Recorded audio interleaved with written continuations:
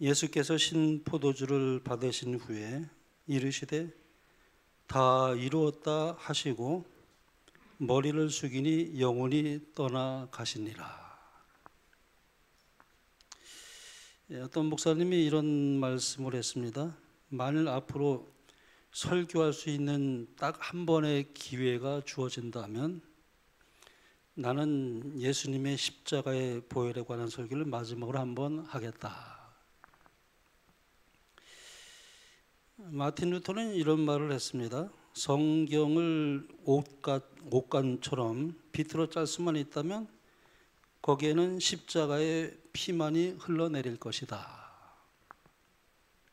만약에 우리가 믿는 신앙에서 십자가를 제거해 버린다면, 예수님의 피 흘리심을 제외시켜 버린다면 우리가 믿는 그리스도교 신앙은 다른 종교처럼 윤리적인 종교 또는 도덕적인 종교는 될 수 있을지는 몰라도 생명의 종교, 구원의 종교는 될 수가 없을 것입니다. 그러므로 바울은 예수님의 십자가에 대해서 이렇게 고백을 했습니다.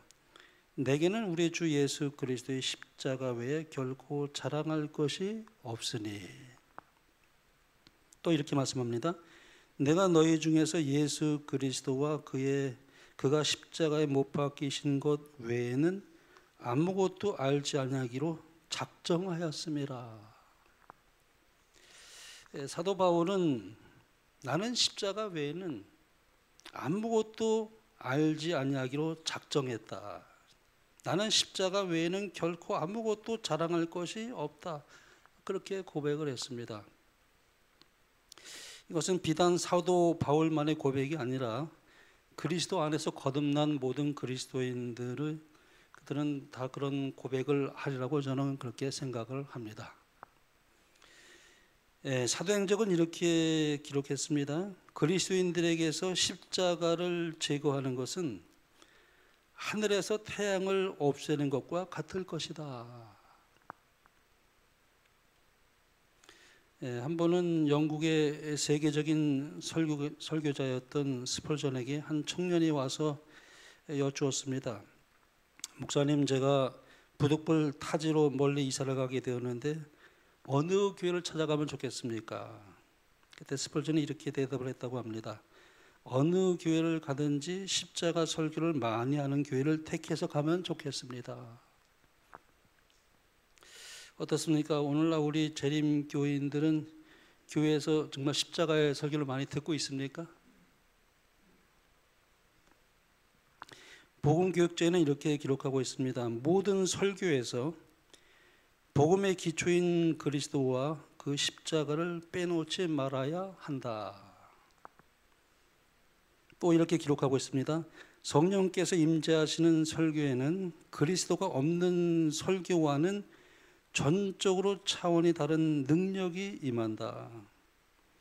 그리스도가 없는 설교는 허약하고 공허하며 자양분이 없는 설교이다. 그리하여 그 설교를 듣는 회중은 개인의 삶에 그리스도를 모시지 못한다. 또 보겠습니다. 우리는 그리스도와 그분의 십자가를 제시함으로 죄와 악에 빠져 영적으로 죽어있는 사람들이 경고와 각성을 받게 해야 한다. 화려한 언변, 사람들을 즐겁게 해주는 이야기와 예화들은 죄인들을 회개시키지 못한다. 한 말씀 더 보겠습니다. 십자가, 갈보리의 십자가가 반복하여 모든 설교에 분명하게 드러날 때 그것은 사람들에게 생명을 주는 향유가 되며 그 진리의 광채가 더욱 빛을 발할 것이다. 우리 순복음교회가 그런 교회가 되기를 바랍니다. 오늘 저는 이 시간에 예수님께서 말씀하신 가장 중요한 그 말씀 가운데 하나인 그 예수님의 가상 7원의 말씀 가운데 하나인 그 다 이루었다 라고 외치신 이 말씀에 대해서 한번 생각해 보기를 원합니다. 다 이루었다. 이 말은 헬라어로 이제 테텔레스타이 그런 말이었습니다. 이 테텔레스타이라는 헬라어는 그 당시 날마다 사용되는 일상 용어였습니다. 그러니까 일반 사람들이 다 쉽게 알아들 수 있는 그런 말이었죠. 예를 들어 어떤 주인이 종에게 이제 지시나 이제 명령을 합니다. 그러면 이제 종은 그 지시한 일을 다 끝내고 나서 이렇게 말했습니다. 테텔레스타이, 다 일을 끝냈습니다. 그런 뜻입니다. 요한복음 17장에 보면은 예수님께서 아버지께 이런 기도를 했죠.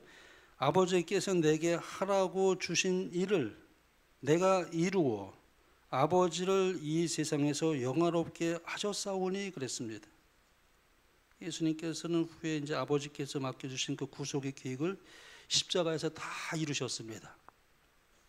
예수님께서 십자가에서 다 이루었다 하신 이 말씀은 예수님께서 이 세상에 오셔서 구속의 경륜, 곧 하나님 아버지와 언약하신 그 뜻을 예수님께서 다 성취하셨다는 그런 뜻입니다.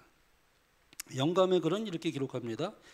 구속의 경륜은 타락한 인류를 구원하기 위하여 저들에게 또 한 번의 기회를 주기 위하여 계획된 것이었다. 그리스도께서는 창조 때로부터 중보자의 직분에 임명되었으며 영원 전부터 우리들의 대리자여 담보로 설정되셨다. 이 세계가 창조되기 이전에 그리스도의 신성이 인성을 잇도록 결정되었다. 그리스도께서는 나를 위하여 한 몸을 예비하셨도다 라고 말씀하셨다.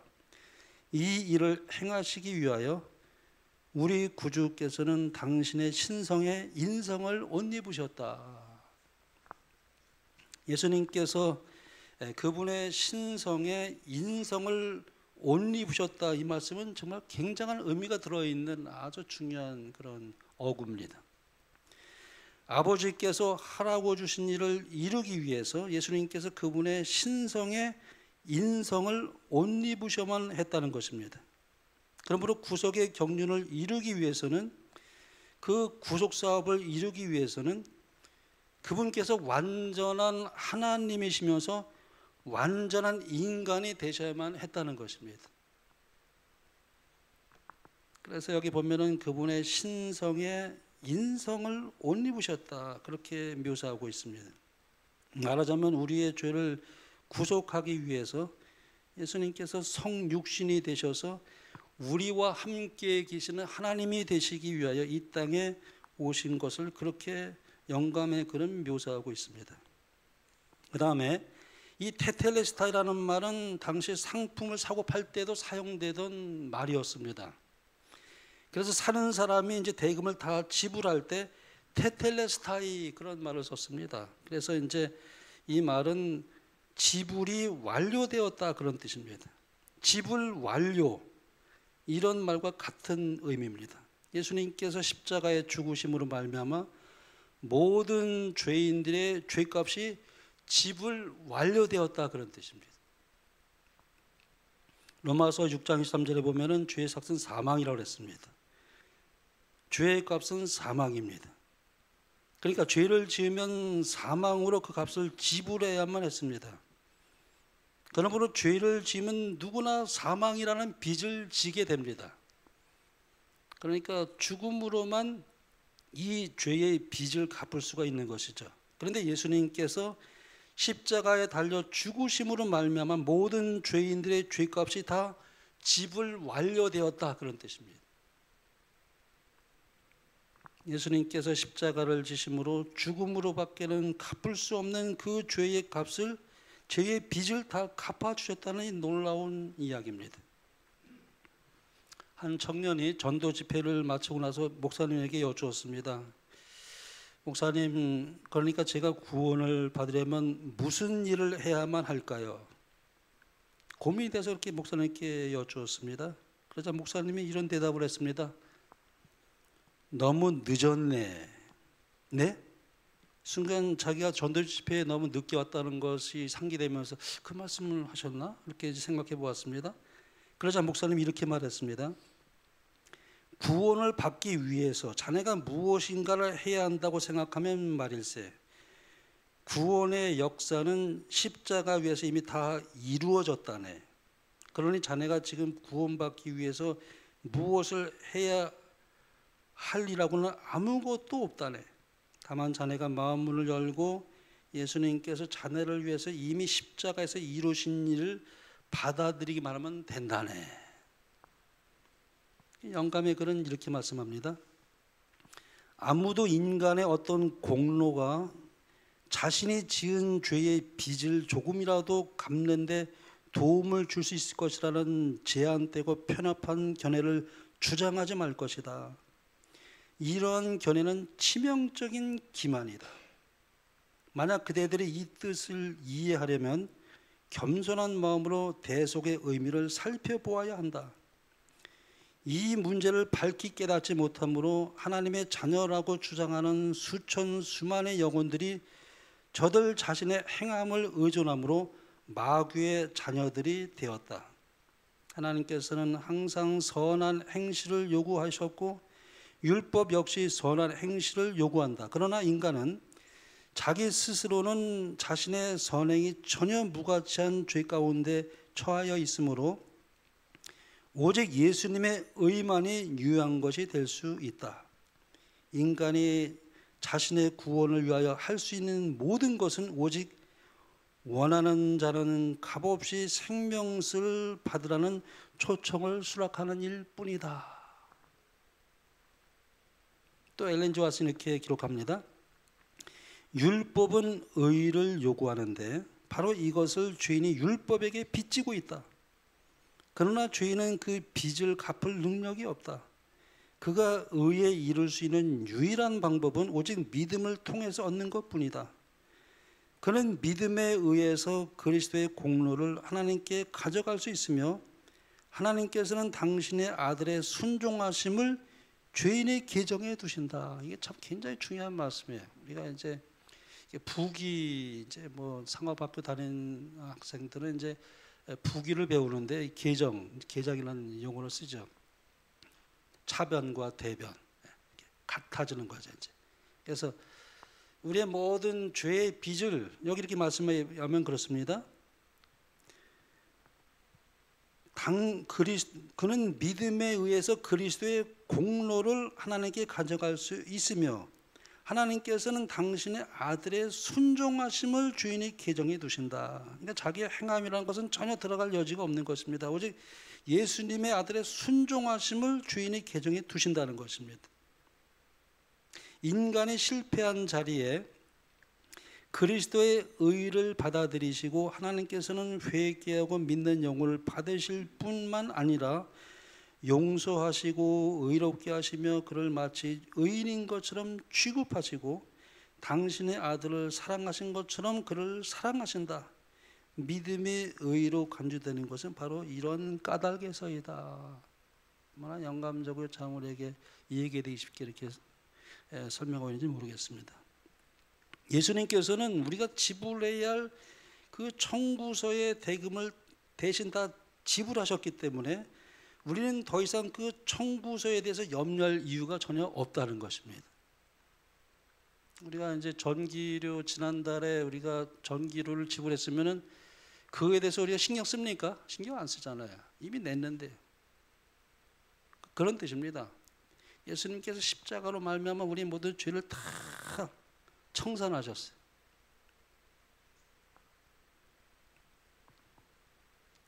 지불 완료입니다. 예수님께서 십자가에 죽으심으로 우리의 죄의 빚을 완전히 청산한 것입니다. 그러므로 우리는 예수 그리스도 안에서 옛사람은 지나갔고 이제 새 사람이 됐다. 그런 표현을 사도 바울은 했습니다. 그런즉 누구든지 그리스도 안에 있으면 새로운 피조물이라. 이전 것은 지나갔으니 보라 새 것이 되었도다. 이전 것은 지나갔습니다. 죄의 종이 되고 사망의 노예가 된 우리 옛사람은 지나갔고 이제 그리스도 안에서 우리는 새로운 피조물이 되었다. 용서받은 죄인이 된 것입니다. 그러므로 그리스도 안에 있으면 사탄이 결코 우리를 참소하거나 정죄할 수 없어요. 얼마나 감사한 일입니까? 한 번 목욕한 사람은 또 다시 목욕할 필요가 없다 그랬잖아요. 그렇지 않습니까? 그러나 발 씻는 경험은 필요해요. 한 번 예수님께서 단번에 십자가에 못 박혀 돌아가시면 우리의 모든 죄는 용서되었습니다. 그러나 우리가 이 땅에 살면서 육신이 약하기 때문에 또 우리가 넘어질 때가 있어요. 발 씻는 경험이 필요합니다. 그러나 우리는 예수님의 십자가가 우리의 모든 죄를 용서했다는 사실을 우리는 반드시 그걸 그대로 받아들이면 그것이 나의 것이 된다고 이렇게 말씀하고 있어요. 그게 복음이에요. 자, 여기 이제 엘렌 지 화이트는 이렇게 말합니다. 사탄은 그대를 엄청난 죄인으로 비난할 것이다. 그대는 그것을 인정할 수밖에 없다. 그러나 그대는 이렇게 말할 수 있다. 나는 죄인임을 알고 있다. 그렇기 때문에 나에게는 구주가 필요하다. 예수님께서는 죄인을 구원하시기 위해 세상에 오셨다. 그 아들 예수의 피가 우리를 모든 죄에서 깨끗하게 하실 것이요. 나에게는 구원을 주장할 만한 아무런 공로와 선이 없다. 그러나 나는 세상 죄를 지고 가는 흠없는 하나님의 어린 양의 피를 하나님 앞에 제시한다. 이것이 나의 유일한 탄원이다. 로마서에서 8장에 보면 3장에 보면 이렇게 말씀합니다. 모든 사람이 죄를 범하였음에 하나님의 영광에 이르지 못하더니 그리스도 예수 안에 있는 속량으로 말미암아 하나님의 은혜로 값없이 의롭다 하심을 얻은 자 되었느니라. 값없이 우리는 의롭다함을 입은 사람이 되었다고 말씀합니다. 왜냐하면 죄의 값이 이미 치루어졌기 때문에 그렇습니다. 그리고 하나님의 공의가 완전히 충족되었기 때문에 그렇습니다. 죄의 정의는 불법이에요. 죄는 불법이라고 했습니다. 법을 어기는 것이 죄입니다.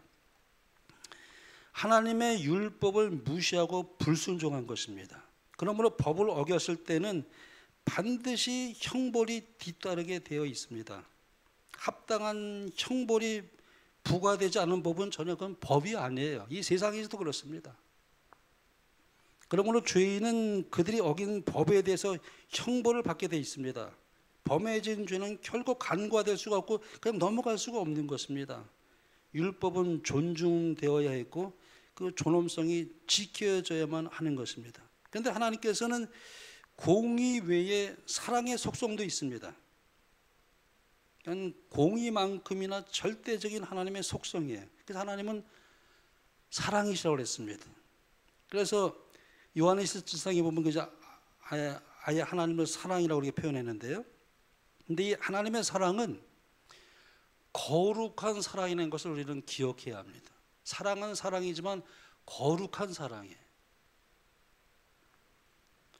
하나님의 사랑은 죄인들을 긍휼히 여기시며 사랑하시지만 동시에 그들의 죄를 그냥 묵고할 수 없는 거룩한 사랑입니다. 그러면 하나님께서는 죄와 타협하지 않고 어떻게 죄인들을 용서하시는 사랑을 나타낼 수 있는가 하는 것입니다. 공의를 내세워 모든 죄인을 심판하시자니 하나님은 사랑이시라는 속성과 맞부딪힙니다. 또 사랑을 내세우시자니 공의와 맞부딪힙니다. 하나님의 그 딜레마였습니다. 하나님께서는 죄인을 사랑하시며 우리를 구원하시기를 간절히 원하십니다. 그렇지만 정당하게 합법적으로 우리를 정죄하는 율법을 어기면서까지 그렇게 그냥 용서하실 수는 없는 것이었습니다. 선지자 이사야 말대로 하나님께서는 공의를 행하시면서 어떻게 동시에 마땅히 심판받아야 할 죄인에게 구원을 베푸시는 하나님이 될 수가 있었는가? 그런데 우리가 기억하는 것은 하나님께서는 공의와 사랑 외에 제3의 속성이 또 있어요. 그분의 지혜입니다. 무한하신 지혜. 제3의 속성입니다. 하나님은 지혜의 근본이십니다. 여기에 십자가가 고안되었고 계획된 것이죠. 하나님의 무한하신 지혜로 하나님의 공의와 사랑이 동시에 관철되는 십자가라는 해법이 나온 것입니다. 십자가를 통해서 그분의 공의와 사랑을 동시에 이루신 놀라운 그 복음이 여기에 나타나 있습니다. 바로 십자가에서 하나님께서는 그 거룩한 사랑 속에서 우리의 불순종에 대한 완전한 대가를 하나님 자신이 그리스도를 통해서 지불하시기로 계획하셨던 것입니다. 우리가 받을 수밖에 없는 그 죄의 그 용서를 우리에게 베푸시기 위해서 우리가 마땅히 받아야 할 심판을 하나님이 친히 당하신다. 그러므로 십자가 위에서 하나님의 사랑과 공의가 동시에 그리고 동일하게 표현된 것이 바로 십자가입니다. 그래서 하나님은 하나님의 공의를 훼손하지 않으시면서도 사랑도 충족시킬 수 있는 방법을 선택하시는데 그것이 바로 예수님의 십자가입니다. 참 놀라운 십자가의 구속의 의미를 우리가 깊이 생각하면은 하나님의 사랑과 공의는 동전의 양면성에 하나님의 사랑과 공의는 분리시킬 수가 없어요. 하나님의 사랑은 그 자체가 또 공의입니다. 공의니까 또 사랑이에요. 그것이 바로 십자가로 이제 나타나게 된 것입니다. 그러므로 십자가는 하나님의 무한하신 지혜가 창안한 위대한 구속의 드라마라고 말할 수 있습니다. 엘렌 지 화이트는 이렇게 말씀했습니다. 십자가가 없었다면 인류는 아버지와 연합할 수가 없었다. 거기에 우리의 모든 소망이 달려있다. 이는 그의 죄가 사함을 받은 까닭이다. 죄인이 십자가 곁에 믿음으로 무릎을 꿇을 때 그는 인간이 도달할 수 있는 최고의 장소에 도달한 것이다. 참 놀라운 영감의 표현입니다. 이러한 구속의 오묘를 깨달은 사도 바울은 고백하기를 나는 십자가 외에는 아무것도 알지 않기로 작정했다. 나는 십자가 외에는 아무것도 자랑하지 않겠다. 이러한 사도 바울의 고백이 우리 고백이 되기를 바라면서 말씀을 마치겠습니다.